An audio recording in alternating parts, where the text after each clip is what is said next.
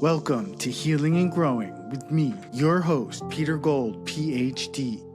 Join me and renowned teachers, healers, and practitioners as we explore the realms of healing and growth.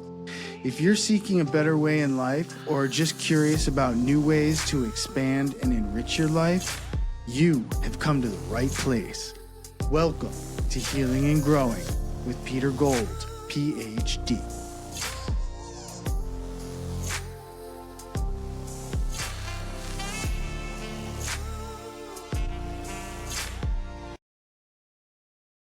Welcome to Healing and Growing with me, your host, Dr. Peter Gold. And today we have a very special guest, my friend and colleague, Satya Doyle Byock. She is here. She is the author of Quarter Life, The Search for Self in Early Adulthood, now out in paperback from Random House and Penguin Press. Quarter Life has also been translated into French, Korean, Vietnamese, and Chinese.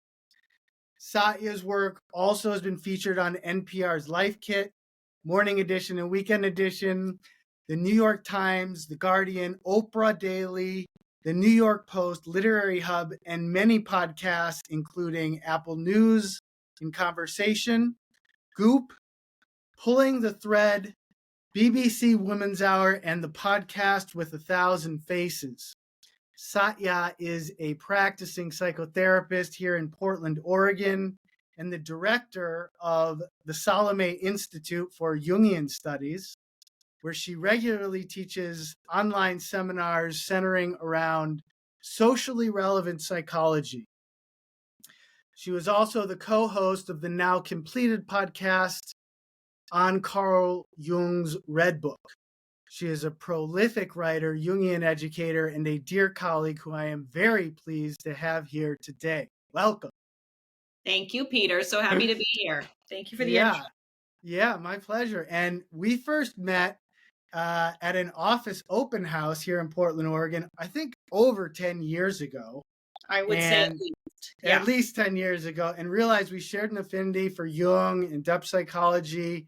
And I remember around that time you saying that you really didn't want to be known. Well, with the publication of your book, Quarter Life, you have definitely become known, and I think the world is enriched because of it. Not only with Quarter Life, but also the Salome Institute for Jungian Studies. Your contributions have been big and soulful, and I doubt I'm the only one that looks forward to more of your contributions and offerings. Thank you, and congratulations on becoming known. Thank you. I do not recall that conversation specifically, but thank you. It looks like we're still recording. I just got a notification, but it looks like we're still recording here. You're a little laggy, but yeah, but that's usual for this platform. Okay. Well, I absolutely remember that conversation, Satya, when you saying, I just really don't want to be known. And I knew you were going to be known because you're so brilliant. And here you are, very known, very well known, and doing lots of amazing things in the world. And it's really cool to see, as I was saying before we started recording, just digging into everything that you've done, reading Quarter Life and seeing how much you've done with the Salome Institute. It's awesome. And I'm embarrassed that I haven't been more involved, and it's my loss because it seems like there's so many rich offerings with the Salome Institute and continuing offerings, and we'll get into that.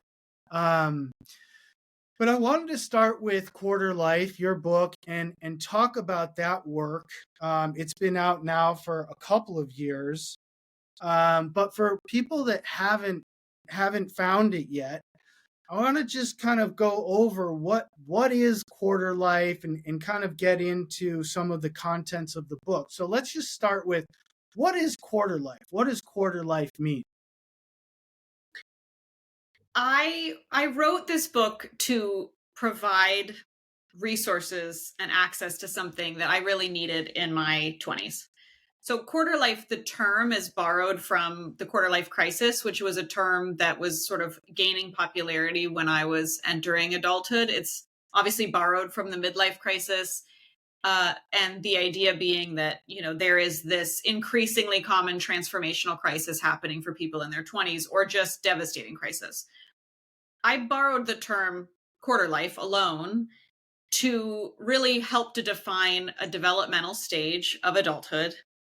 And so the way that I define it is it's the first stage of adulthood. It is, in fact, adulthood. It's not this kind of just transitional period like we tend to think of when we use terms like young adulthood or delayed adolescence. It's its own stage of life. And I wanted to contribute to developmental psychology and soulful psychology with an understanding of what is happening developmentally for people going through this period of human existence. So the intention is also that it's a little bit, I think we're going to talk about Carl Jung's work, areas that we share an interest in. And this is it's Jungian light in a certain respect. I wanted it to be very accessible and hopefully really a resonant book for a lot of people.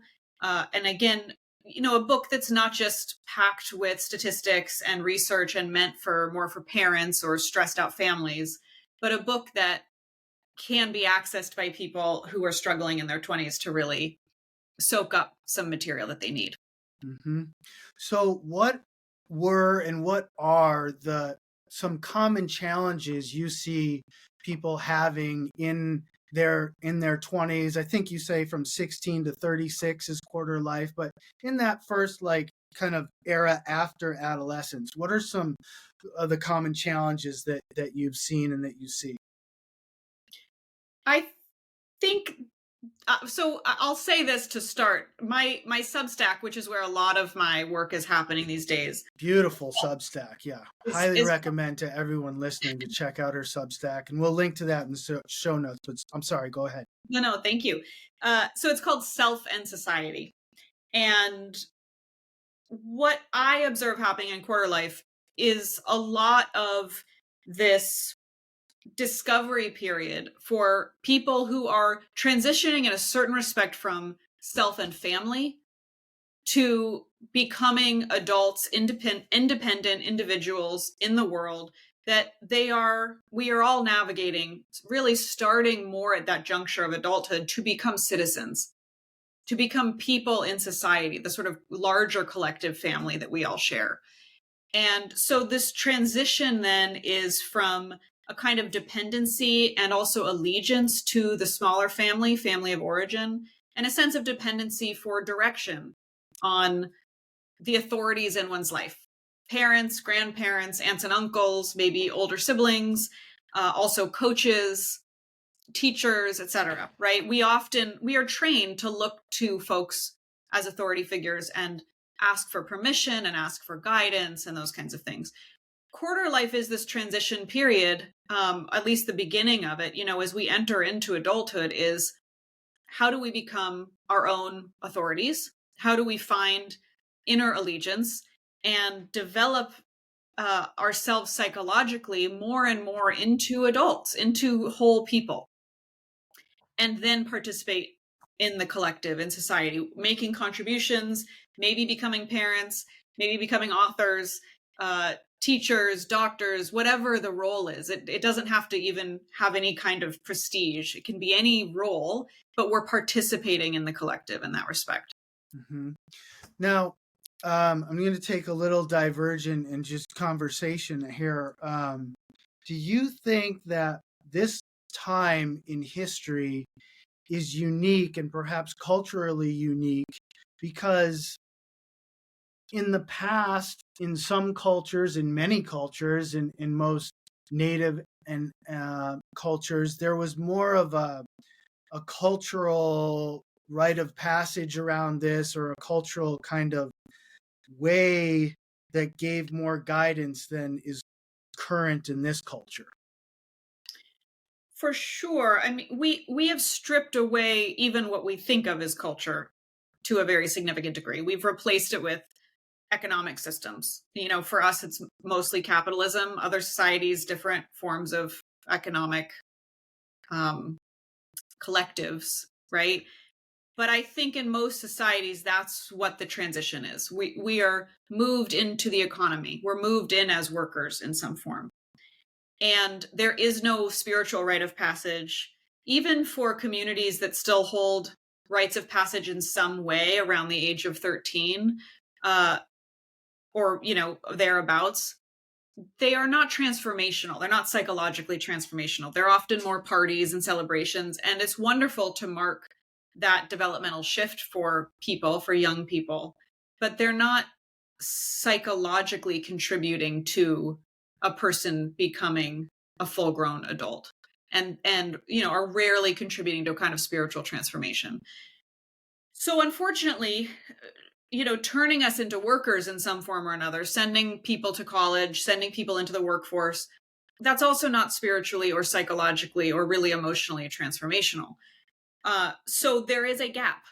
I mean, we have a very huge gap. And I think that gap is contributing to a lot of maybe what more conservative podcasters or interviewees might speak to as like a social breakdown or a breakdown of family values and things like that. I do think that we have lost structure that has helped people become human and become full members of society and full members of a tribe or a community.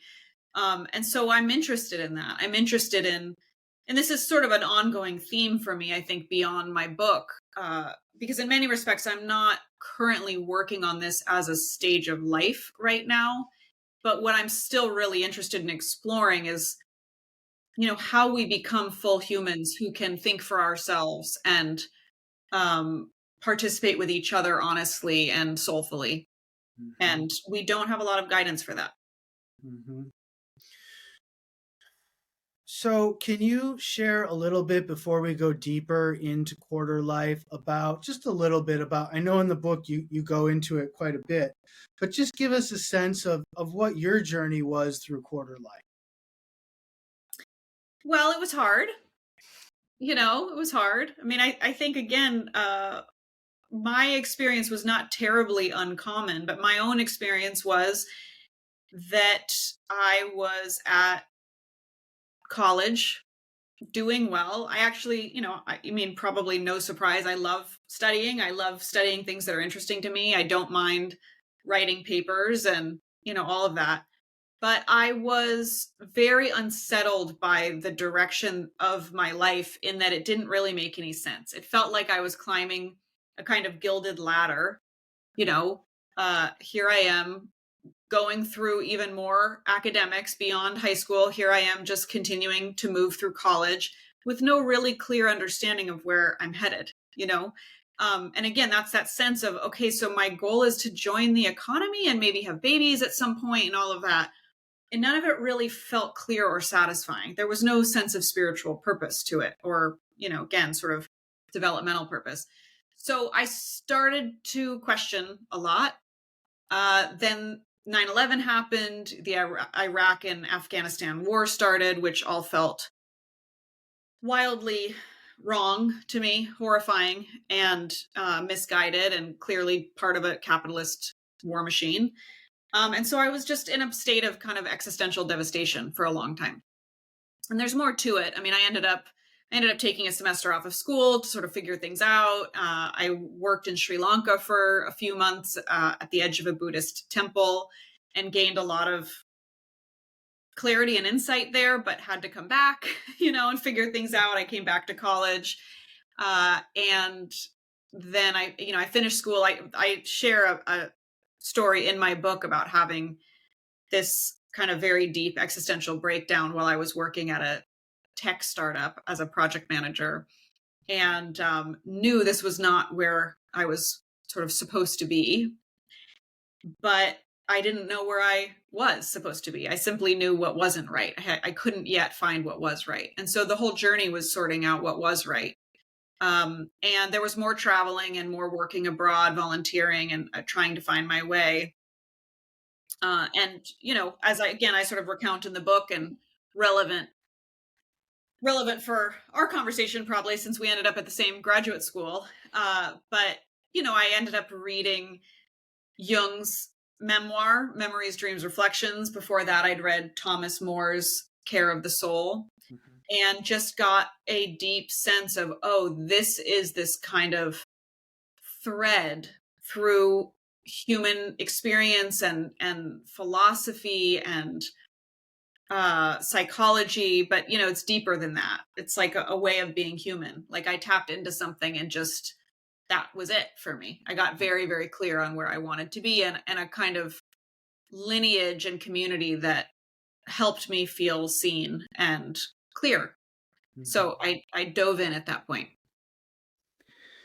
So maybe we can do this because there's 4 kind of stages or things to do: separate, listen, build, integrate, that you have in the book.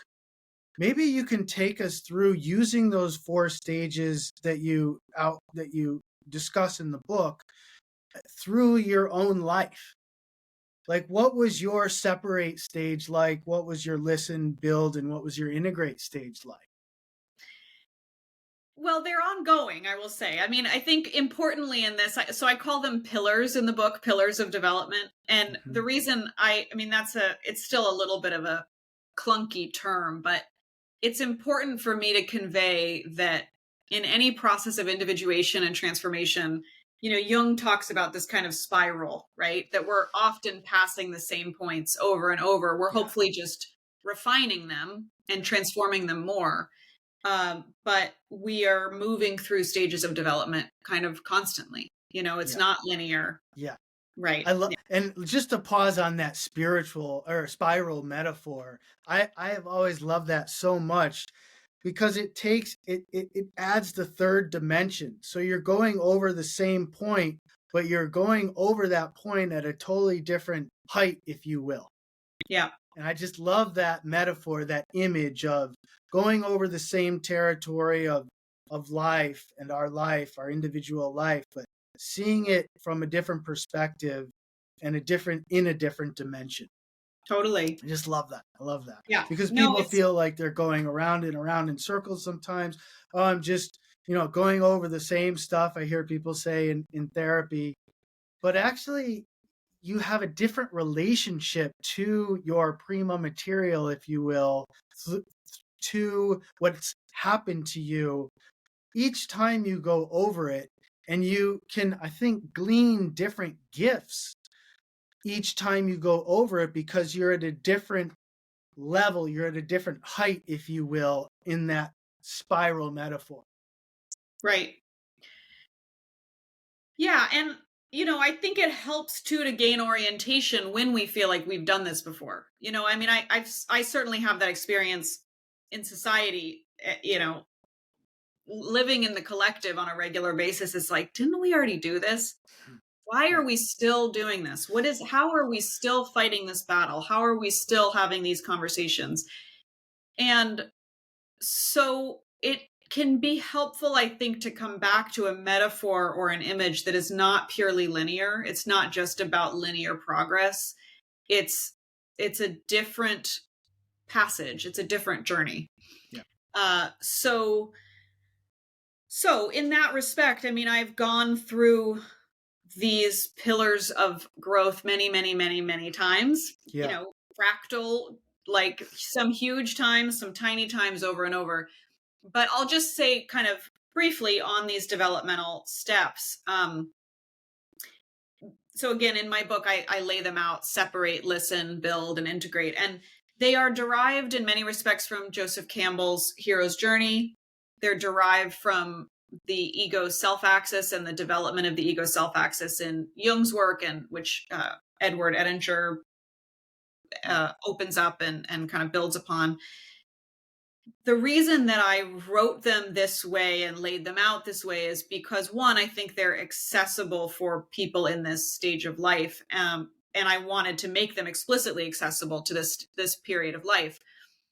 But also that, kind of going back to what you had spoken of about initiation ceremonies and rites of passage and things like that, I don't really believe in the idea of kind of creating rites of passage for young people. I mean, I think I've certainly can't speak for everyone guiding people in those ways, But I think life finds us for the initiation we need at this point.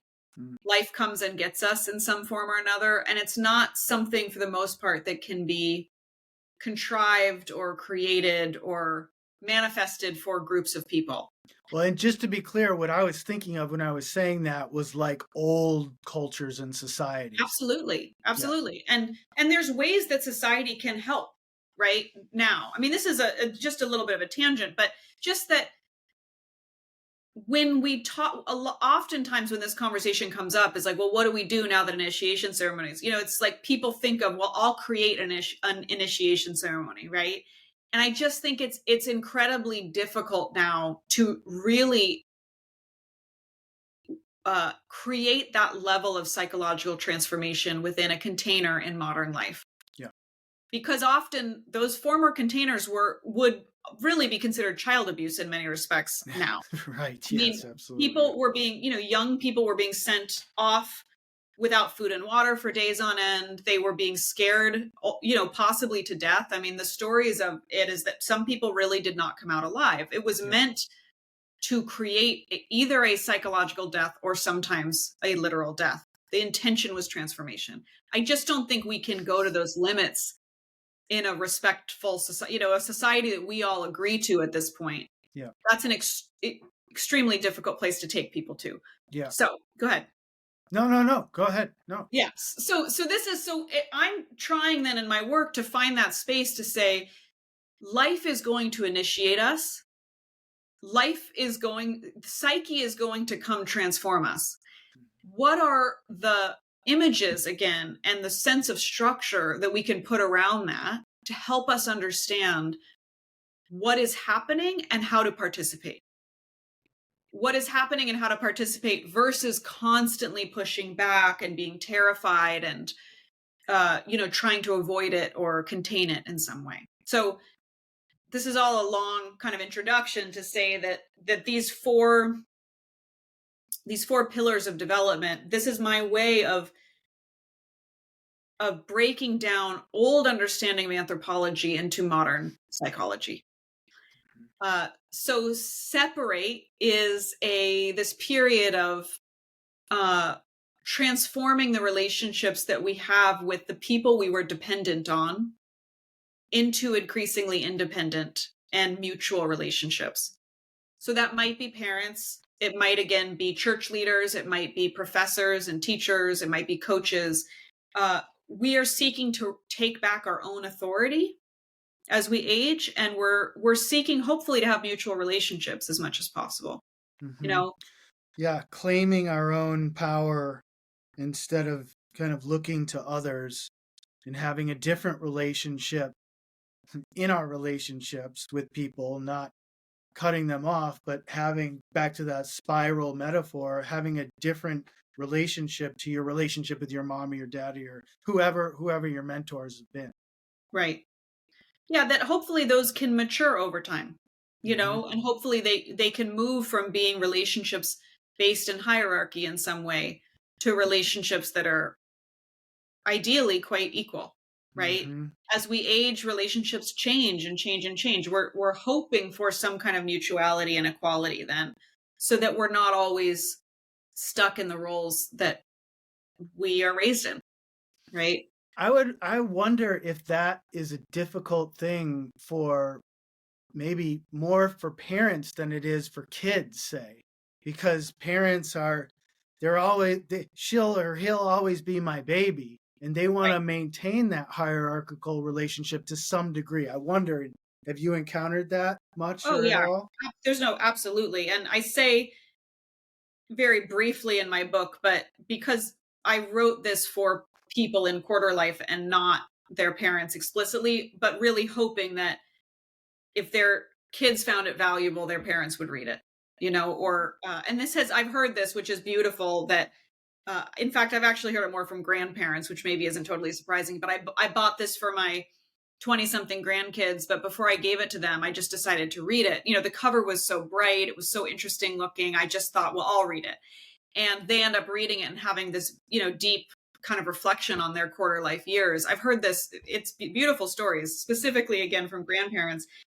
But what I say in the book, hoping that some of this will rub off on parents and caregivers, is this is a very difficult time for the parents of quarter lifers. It's a very difficult time for parents in general, because just as there's no training for people in this stage of life to really psychologically and spiritually become adults, there's also very, very little training and understanding for the parents of adults to know when and how to back off, to know when and how to begin respecting their child as an adult and as an independent human, and also what to do with all the feelings of empty nesting and all of this. If parents have invested a huge part of their identity into their child, and their child now needs less and less and less and less of them, Right. the parents need to do their own therapy. Their parents Yeah. need to go into therapy and sort out, okay, who am I now that I am not the parent of a toddler or toddlers or, whatever, high school students. My kids are gone. That's Yeah. a developmental stage for parents. Yeah. Well, just in the interest of time, maybe we'll let the listeners, read about the other three: listen, build, and integrate stages, or pillars, as you call them. But before we move on from quarter life, I'd be interested to hear you just talk briefly about the two kind of psychological types or personality types that you mentioned: the meaning types and the stability types, and what those are like. Sure. This is another, it's sort of I'm laying the stage in my book, in a sense, talking about stability types and meaning types. And the idea is to support people to locate themselves on this developmental path in some way. That the goal ultimately of all humans is to have a sense of stability and to have a sense of meaning. That we all want safety and security and some sense of consistency and order. And we also all want some sense of purpose, some sense of having value in our own lives and having a spiritual meaning, whether we call it that or not, connection to others, maybe a sense of magic, maybe a sense of the divine, right?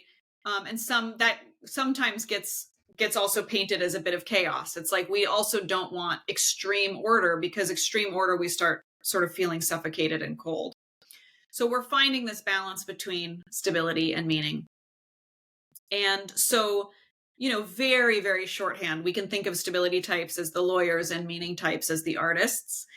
And although that's extreme shorthand, right? It's like really simple archetypes here. But so thinking of quarter lifers then and people in this stage of life, I'm writing about this both clinically, how to work with stability types versus how to work with meaning types, and anyone on that spectrum. It's obviously not just two extremes. People are always on that spectrum. But also finding yourself and finding then what in Jungian psychology we call the shadow, right? So stability types, their shadow is the meaning type, and meaning types, their shadow is the stability type, and they kind of hate each other. Like often at the extremes, a meaning type might look at a stability type and think they're sellouts, they're normal with a capital N, they're boring, all this stuff. And the other would be true, like a meaning type person might be, over the top, too much, overwhelming, chaotic, exhausting, whatever, drains on society, all those kinds of things. And so we're trying also to find that balance between stability and meaning for the two types. Mm-hmm.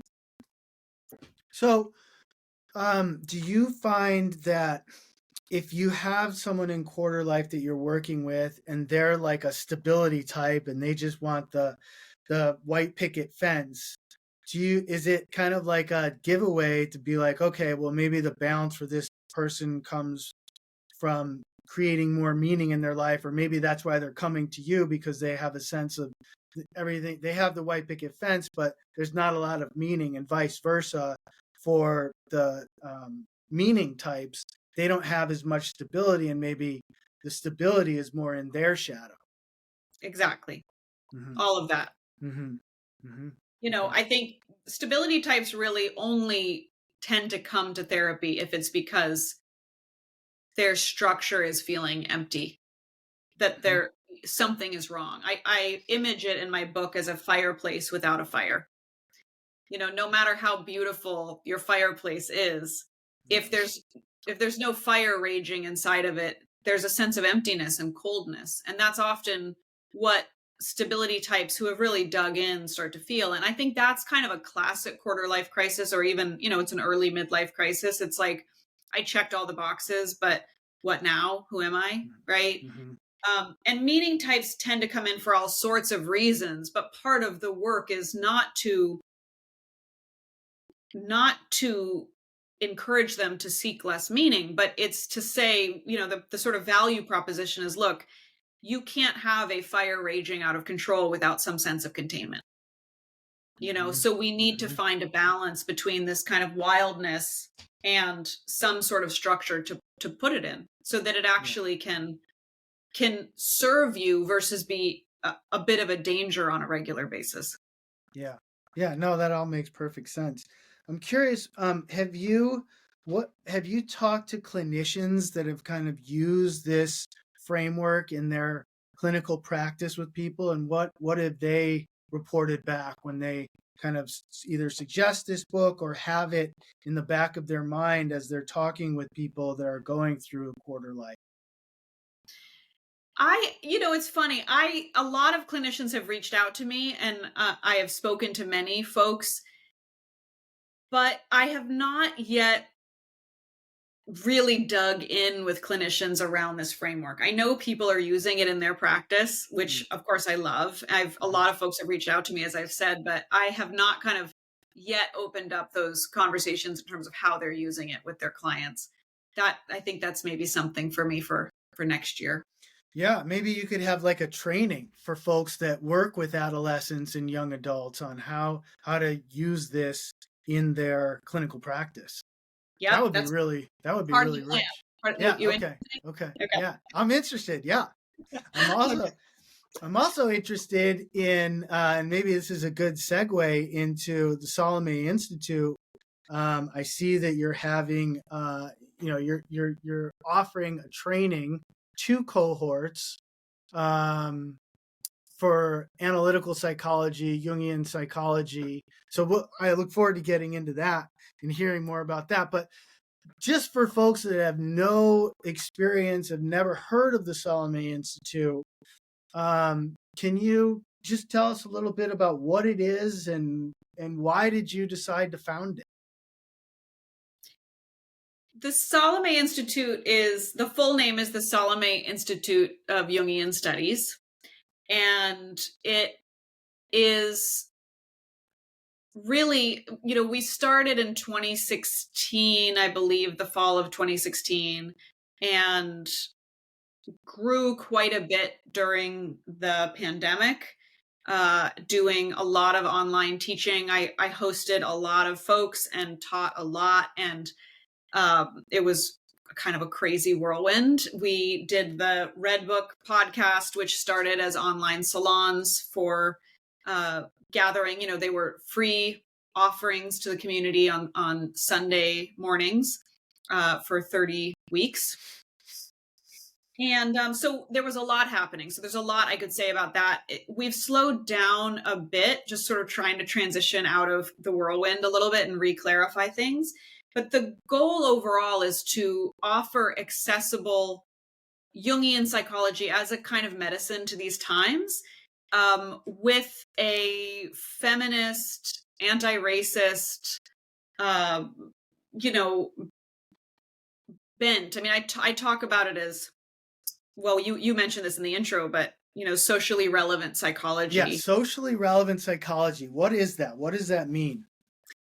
Well, it's really, to me, this is the core of Jung's work. It's the area of Jung's work that interests me the most. I think he was really trying to offer antidotes to modern psychology and warfare and fascism and also patriarchy, although people like Jordan Peterson would disagree with me.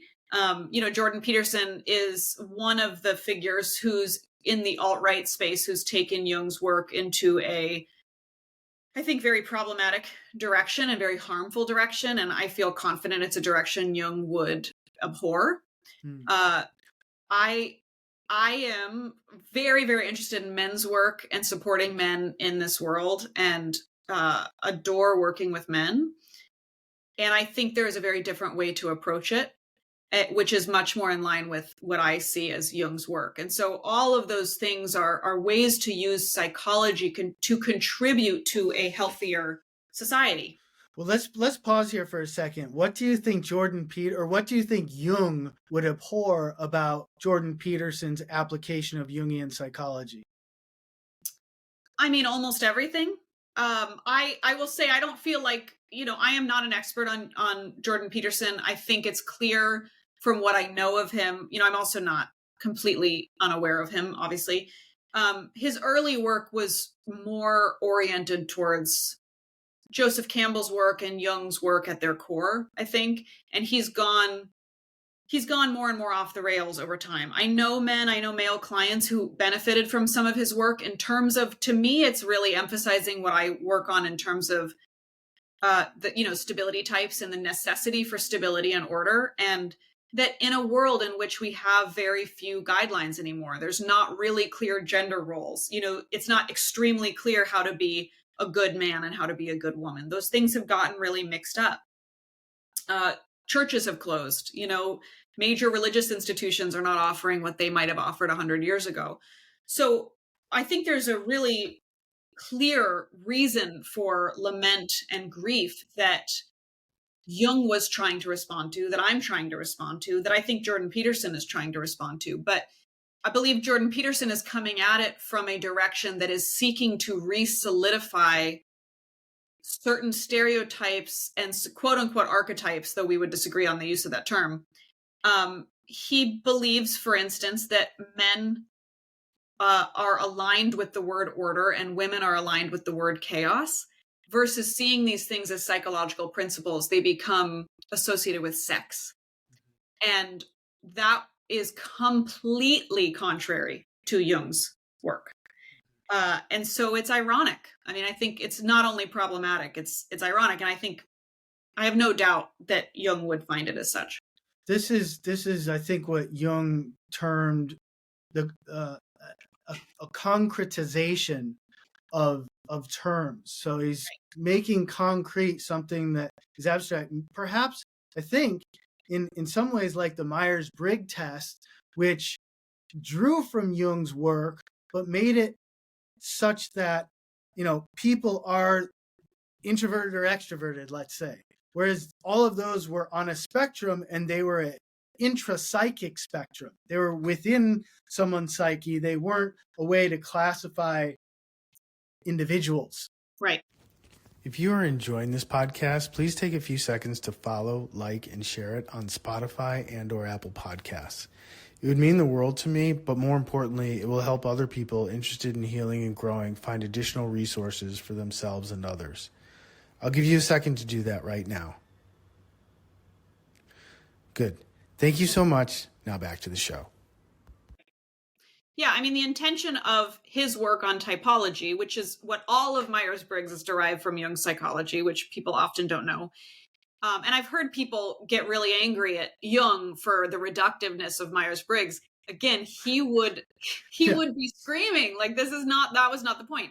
I think Myers-Briggs stuff is fascinating. I don't want to throw it all, out by any, but what the whole point was clarifying where you were in terms of dominant functions so that you could develop the inferior function. The whole point was moving towards a perspective of wholeness, not to simply take a label and put it on your chest. This is who I am in a board meeting. So just for folks that don't know what an inferior function is and how that relates, can you unpack that a little bit? Well, if you take a Myers-Briggs test, you're essentially identifying your dominant functions in some respect. And again, it's a divergence from Jung's work, but the idea would be, say, that you clarify that your quote unquote dominant function is introverted thinking, right? Okay. So you kind of default to being more introverted and thinking more. Right. And that, I mean, to get even more nerdy here, that your thinking function is itself introverted. So there's maybe you have a more philosophical bent, you're interested in the nuances of theology, etc. An extroverted thinking type is going to be more interested in facts and dates and the sort of concrete ideas of rationalism and thought versus a kind of more philosophical, right? So what Jung was interested in is clarifying, and you can do this with feeling, with sensation, and with intuition. Those are the four functions: thinking, feeling, sensation, and intuition. The two attitudes are extroversion and introversion. So these things get paired, right? So once, for Jung's typology, the intention was to clarify for oneself and conversation with others, relationships, intimate relationships, what are the primary ways we're interacting in the world, to help see, oh, I take in and process information this way, you take in and process information that way. That's why we can't communicate in this way, right? That's why we keep running up against these boulders. Then the point was, how do I then develop in myself what is not very developed? Mm-hmm. That's the point. Yeah. So right? You could be more of a wholesome or more of a whole human being. And that was kind of one of the primary functions of Jung's work, is to help people become more well-rounded, more whole. Absolutely. Not just to say, oh, I'm an INFP, I'm a, ENTJ, whatever. These are Myers-Briggs terms. Yeah. And like, that's me, right? Cool. I mean, it's interesting to do it that way. It's helpful for companies to have conversations and things like that. But the goal is not the identity. The goal is the psychological work. I mean, little tangent here, thinking about attachment styles. If someone's is anxious attached and someone is avoidant attached, the idea is for both of those people to kind of come more to the middle with an understanding of the other person's tendency. Exactly. And it's similar in a way. Absolutely. It's exactly. Absolutely. Yeah. And it's the same. This is part of my work with stability types and meaning types is, of course, the point ultimately is finding space for stability and meaning. It's just a spectrum with two poles. It's a simpler, model in that way. But again, the point is not to wear that as a badge exclusively. It's a helpful marker, but our goal is wholeness ultimately. Mm-hmm. So I know, coming again back around in the spiral to socially relevant psychology, I remember having conversations with you about years ago about the lack of practical, socially relevant, particularly Jungian psychology. So can you give folks a sense of how the Salome Institute implements, and what are the offerings? What are the offerings that Salome has offered for socially relevant psychology? Because I know there's a long, beautiful list of all the offerings on the website. People can see it, but just to give a synopsis of, because I think that's such a rich endeavor right now, because so much of psychology is either personal and intrapsychic, meaning about one's own personal psychological history and experiences and traumas, or it's relational. How can we relate better in our intimate relationships, in our familial relationships?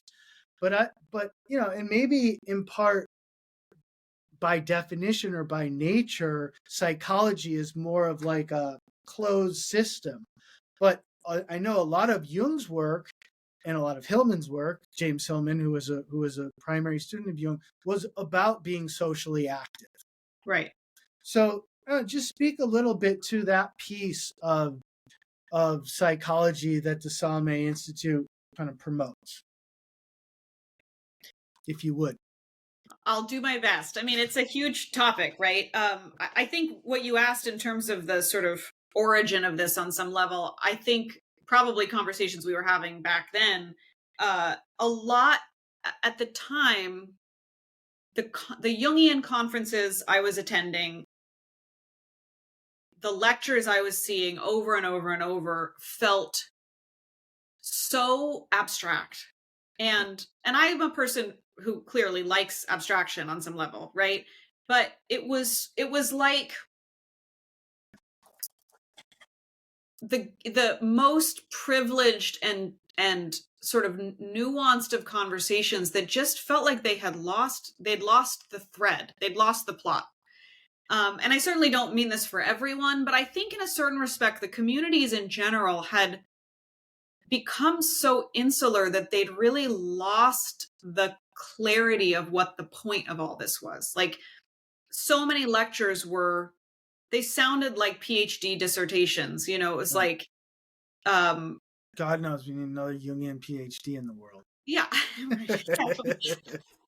But, you know, just in other words, just like this, you know, the kind of deep dive into a single archetype in a way that's like, look, it can be interesting. I'm not saying it's not interesting, but where are we going? What's the goal here? So what is the point? What was the point that was lost? Democracy, for one. Love, relationship, reconnection to nature, a response to the loss of religion, a response to global warfare, 2 world wars, a response to colonialism and white supremacy and patriarchy. Jung's work is fundamentally about a response to an extremely lopsided society. And that extremely lopsided society is a white supremacist, patriarchal, heteronormative, capitalist, militaristic world. That is more Bell Hooks's language that I'm using by putting all those things together, who, of course, is a Black feminist writer. But Jung's work is very, very, very closely aligned with all of that. He was a white man at the very top of wealth and education in Europe, in Switzerland, living primarily between both world wars. He was very, very active as a writer and thinker and teacher and clinician during both world wars. And he was also, by the way, active with the attempt to assassinate Hitler during World War II through the precursor to the CIA. This is all confidential information, but he was active as a citizen, as a psychiatrist, or, you know, what we might call more a psychologist. And he was active as a philosopher. So it was all about basically trying to prevent fascism, trying to prevent mass infection, mass psychosis, and trying to support people to find some sense of meaning in their lives instead of basically just spinning out into a you know, mass psychosis, which he was watching happen over and over and over again, and which he prefigured really with the Red Book, which is a whole other conversation. But the work was not about abstractions. It was about trying to save people's lives, trying to save people's sanity, and literally trying to save the world from spiraling into, you know, extreme nuclear catastrophe and further world wars. And how did he see the path? Like, what was his quarter life? What was his work? How did he see the process for people to do that? Well, that's his entire psychology, right? I mean, I think that's like how would, if someone wanted to wake up out of the collective delusion, what would Jung recommend? Or what did Jung recommend? Write down your dreams. Your dreams. What is significant about dreams for Jung in Jungian psychology? For Jung, he's interested in what, I mean, I read a wonderful essay yesterday that is so beautiful. You know, if anyone is interested, but it's in this book, C.G. Jung Speaking. Not nearly as commonly known as I think really this volume should be, but there's a beautiful long interview in there from 1934 in which he talks about a lot of this, and he's saying basically you need to know what the unconscious is trying to communicate to you. If you the goal is to have an ego, and going back to my work, it's like, yes, we need a fireplace to contain things. We need structure and stability. We need order. we need an ego to be able to interact with the unconscious, but then we need to be able to listen to what the unconscious is saying. So let's just pause there for folks that don't know what the unconscious is from a Jungian perspective or from your perspective. What is the unconscious and what is its relevance? The unconscious is the vast majority of existence and of human psychology. So there's more that we're unaware of than what we're aware of, is another way to say that. Saying maybe much more. Much more. And so, I think people are more familiar with Freud in certain respects. Freud's work really explores what Jung calls the personal unconscious, like the idea of what has been repressed from childhood, what has been compartmentalized, what, traumas, what we don't want to think about, what we don't want to believe about ourselves, what we don't want to remember about our mother, what we don't want to think that we think about our mother. All of these things are what Jung would refer to as the personal unconscious. Okay. So I think that's a pretty familiar thing for people now. I mean, again, this was a lot of Jung and Freud were introducing the very idea that we have an unconscious to humanity, at least, kind of post-colonial world. I think a lot of indigenous cultures have always understood this element of existence, but this is sort of reintroducing it to a rationalist Western age. What Jung did, and the reason that Jung and Freud primarily broke up, is that Jung was very, very clear there was more to it, and that there was much more of this, I think, more of an indigenous understanding that there's also this divine realm and this ancient realm that is also trying to communicate.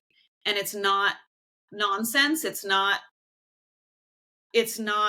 literally magic, right? It's actually part of our beings. And the more we can gain access to that information, the more we can also continue to evolve and develop consciousness and grow as human beings and round out our lopsidedness, gain access to our shadow, gain access to our souls, gain access to our, again, for Jung, an extremely important part is our contrasexual elements. So, our inner masculine, our inner feminine. Again, this is a place that I think Jordan Peterson diverges wildly from Jung's work. This was a core component of Jung's work, is gaining access and relationship with the contrasexual element of ourselves. So it's about rounding out who we are, and then being able to learn about how to live in the world and how to live in this world in this moment in history with more orientation and agency. So there's a particular destiny you might be able to say that dreams are trying to point us back to, so that we can walk the path in life closest to the path that we're supposed to walk. Absolutely. Yes. And dreams inform that process. Yes. It's I think most people don't understand the importance of dreams.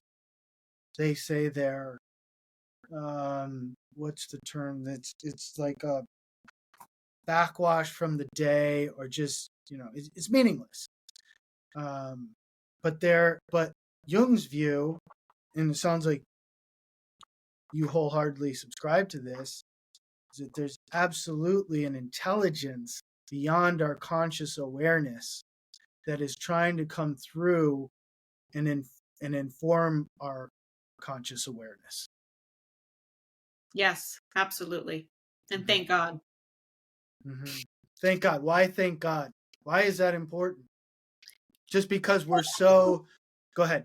The world is pretty bleak often. The world is unrelenting and pretty bleak. And when my own experience is, if I am not living tapped into that larger story,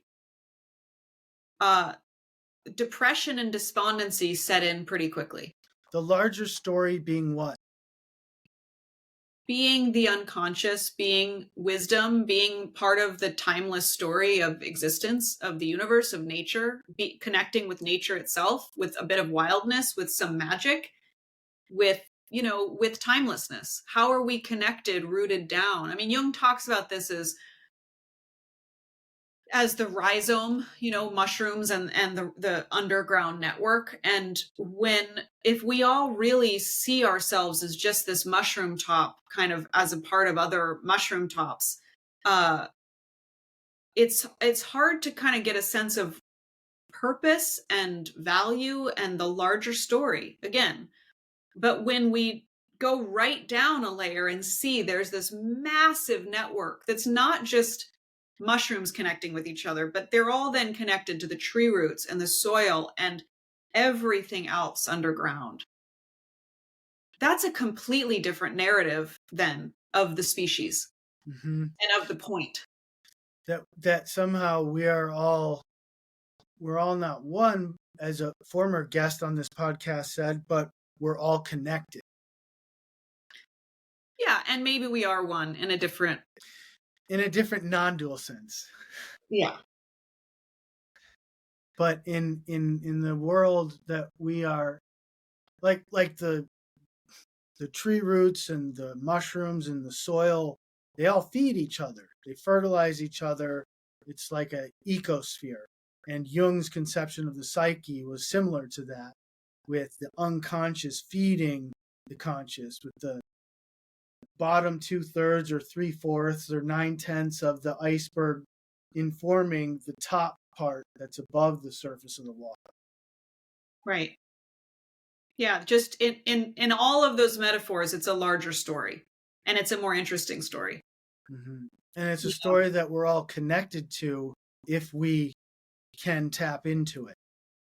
Well, we're connected to it regardless, and when we tap into it, it's a little bit like another image might be, we all think we're, the ball bobbing on top of the water and don't realize we have an anchor going all the way down. It feels chaotic and exhausting and overwhelming. And actually, there's an anchor rooting us down. If we don't know that anchor is there, it can be terrifying. It is terrifying, right? Because it feels like we're not anchored to anything, period. Right. Right. So do you work with your dreams? What does that look like for you? Dream work. Well, I worked a dream with my therapist this morning. There's a lot of ways that it looks, but it starts with writing them down. It starts with observing them, letting them be a part of my life in some form or another. It doesn't really become that. It can seem so strange and esoteric when people aren't participating in it, but it's a little bit like you watch a TV show at night and then it shows up and you think about it during the day, the next day, and then you see somebody, it reminds you of something that you saw on the show and all of that. Like it's really allowing those stories and those images from the unconscious to just become more a part of your waking life and letting them participate in some form. So it can take all sorts of forms. But how long have you been tracking and working with your dreams? And have there been gaps? And have you, and what has been the difference for you? And maybe you've already answered this a little bit, but have there been gaps, and what is the difference you've felt between when you're really tracking your unconscious through your dreams and when you're not tracking it as much? I've been tracking my dreams probably, I don't know, 25 years or something like that. In a certain respect, my whole life. I mean, I remember my earliest dreams, and my mother, who is in this field, wrote down a lot of my dreams early on. But certainly there's been gaps. I mean, absolutely, without question. I think it's also developmental. So at different stages of my life and different periods of crisis, different ways of being in the world, dreams both come and go, and my attention to them comes and goes in different ways. I'm certainly not a person who can say I've by any stretch written down every dream I've ever had. But it's a relationship. I think it's part of this. It's a relationship. So, and then what's it been like for you when tracking your dreams has waned? Have you felt to lead you? Have you felt more like a buoy without an anchor? I mean, sometimes, but I think there's also times in my life that have just been very extroverted and busy. And Jung talks about this, I think in the Jungian world, it gets spoken of as the quote unquote first half of life, in which you're out, you're doing your thing, you're creating your life, you're working on relationships, and the unconscious is just not that relevant anymore. I think that's inaccurate. I think it's overly simplistic. But I do think there's natural and totally healthy periods where we enter the world fully and are not as engaged with the unconscious. And there's other times when we retreat and engage more deeply with the unconscious. And so some of it's been a very healthy departure when I've left. I don't have any sort of regrets about it. And other times I feel like, oh, I really abandoned something I need to go back to. Mm-hmm. All right, so I know we're kind of running out of time here, but I want to get back to the Salome Institute, socially relevant psychology, which really we've been talking a lot about. But if you'd be willing to just give listeners a sense of the offerings, of course they'll be able to go to the website, but just an overview of the offerings that the Salome Institute has given the world and what's in the near future for the Salome Institute. Sure. So I will say, let's see, historically, honestly, we did so many things. I hosted so many people, but we were exploring themes again, like we'd had a lot of programming during Black Lives Matter and hosted various folks who, like Kwame Scruggs is a dear friend of mine, has done incredible work with his organization called Alchemy Inc., which is just extraordinary. He also went to our graduate school. Kwame came and gave a 2-series lectures called Being Black in the Jungian World. And this was a very specific offering, but it was an opportunity to really have a real conversation about how white the field of Jungian psychology is. And again, kind of how isolated it's been in terms of really dealing with the racial and social and gendered issues that are right in front of us. So that was a brilliant presentation that is still available on video. His just experience of it on a very felt level, but also his ability to speak about it in terms of sort of living the shadow of the Jungian world. It's profound. That's just one example. Again, I mentioned the Red Book series, which is what's the Red Book? Tell us a little bit for those folks that don't know what the heck the Red Book is. What is the Red Book, and what was your podcast on the Red Book about? The Red Book was Jung's.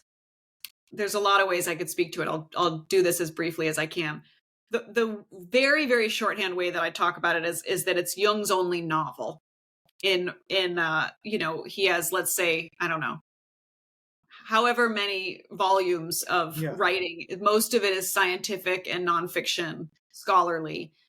The Red Book, I will say for super nerds, it is not actually a novel. I'm very clear about what it is, right? But it's his book of myth that comes from his own unconscious and his own work of active imagination. It's the account of him discovering this thing called active imagination, kind of trancing. It's his way of being with the unconscious and being in relationship with the unconscious. And he recorded this in what is called the Black Books over a period of years around the period of World War I, and then created this beautiful document, what is called the Red Book, red leather bound volume, where he did many paintings and transcribed these visions and dialogues in calligraphy and text. So that book only came out in 2010. It was released, fully published It had been in a Swiss bank vault for 50 years. So it was not available to be read until 2010. And then it didn't come out in the reader's edition, I think. You can fact check me, but I think 2013. The reader's edition then is like it's like a Bible you can carry around in your purse, versus this massive volume that is very hard to read even on a table. It's huge. So we went through these stories chapter by chapter and explored them for their value to us today as other humans living through extreme social unrest, and global warfare and threats of all kinds to democracy and humanity. And I will say, when you're talking about what is ahead, I'm pondering doing a version of this again, of going through, kind of doing a reader's, some form of gathering around reading the Red Book together. And I have a lot of things planned for the future. Well, I will say I'm chewing on a lot of things. I have a tendency to commit to every idea that I have and then overwhelm and exhaust myself. So what I'm practicing right now is slowing down and getting a few things structured and clarified. And I'm doing this clinical training. As you said, I have 2 cohorts of clinicians next year that I'm going to be moving through a clinical training in analytical psychology and individuation and quarter life. But I do want to be doing more with the public. So the main area that I'm working right now is with my Substack, Self and Society. That you can find my Substack on various websites of mine, but it's also Satya Doyle Byock.substack.com is the full URL. And what I've done there is, if you're a paid subscriber to my Substack, I do monthly gatherings. I have a gathering one Sunday a month, and they're little workshops, various themes and various topics. And so we meet once a month there, and I'm sorting out more and more of what the offerings look like in terms of, staying rooted in this idea of socially relevant psychology and just things that are helpful for people in this time. Mm-hmm. So I have a lot of ideas, but generally, I'm still figuring this out, but things are shifting a little bit more kind of towards my Substack community, because part of what I've found there that I was longing for with the other platform is that people can interact with each other. People can comment and dialogue and join these conversations and know who the other person is, versus it being a little bit more distant with just online meetings through the Salome Institute. So I'm still navigating a little bit which platform I'm using and how I'm reaching folks.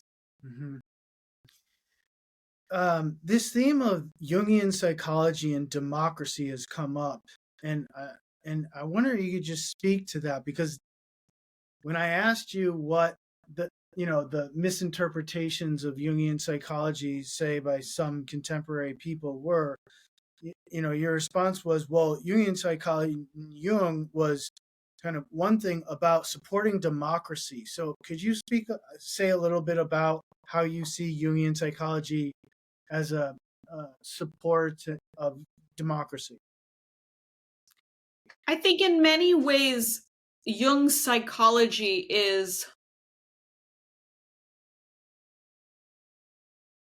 it's a similar parallel to the shift from monarchies or autocracies or dictatorships to democracy, in which what we are trying to do for ourselves psychologically is allow the plurality to speak. It's the plurality of ourselves. That there's many, many different parts of ourselves, maybe countless. There's many, specific things. We talk about the shadow and the ego and the animus or the anima, or, on and on. The old man, the wise woman, whatever. But the idea is, they're all there, versus suppressing and repressing these different aspects of who I am. What would it be to allow them to be in conversation with each other and create a whole person? And so a healthy psychology is really equivalent to a healthy democracy. Now that means it can't be flooded with misinformation. You need to be aligned with reality. And that's, our democracy is struggling enormously now. Democracies all over the world are struggling in that they are not operating in reality. They're operating with extreme misinformation and misdirection. So there's a lot of other ways we could, take that conversation. But the idea is that, if you think of sort of a parliament, you think of Congress, and it's like, oh, how do all these different actors interact with each other and have a conversation with each other? So that it's not just the kind of, like a sociopath psychology is more singular, my way or the highway, directed, and everything else is invisible. For the individual psyche, for an individual person, what would be some misinformation that would pull it away from its meaningful path in life? I mean, I think it's connected to misinformation in society. If you're not tethered to reality, and we can talk like, oh, what is reality? That opens up a whole other conversation. But there's a lot of ways we could talk about this.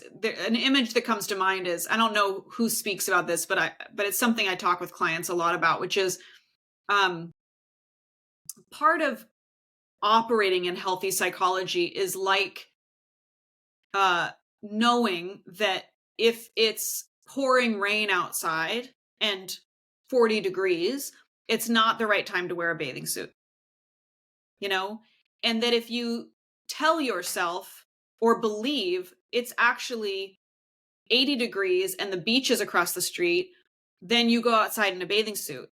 That, we can talk about what's reality and what's crazy, etc. It's like, that is a fundamental misalignment with reality. Then when you go outside, it's a misalignment with what is happening in the material world. It's a misread of that. And the consequences are pretty significant to your material physical self and probably to relationships, etc. You are going to look as though you're not tethered to reality. And your body is going to suffer. You're going to get sick and injured, etc. So when we get, so there's a million ways this looks. If that's happening in terms of information about family members, information about loved ones, you believe things about them that are fundamentally not true. You believe things about yourself that are fundamentally not true. You believe things about society and leaders and politicians and famous people, whatever, that are fundamentally not true. You're going to be interacting in a way that is not tethered to reality. And unfortunately, the lines of that have gotten very, very complicated on a collective level because a lot of people are participating in a shared reality that isn't actually reality, but it's a shared reality. And this is why we talk about cults. Cults develop shared language and shared belief systems that aren't actually tethered to reality. This is true in abusive family systems, narcissistic family systems. People share beliefs that when you exit that space, no longer hold up. And we are now in a very complicated situation socially because of the number of people sharing a reality that is not actually reality.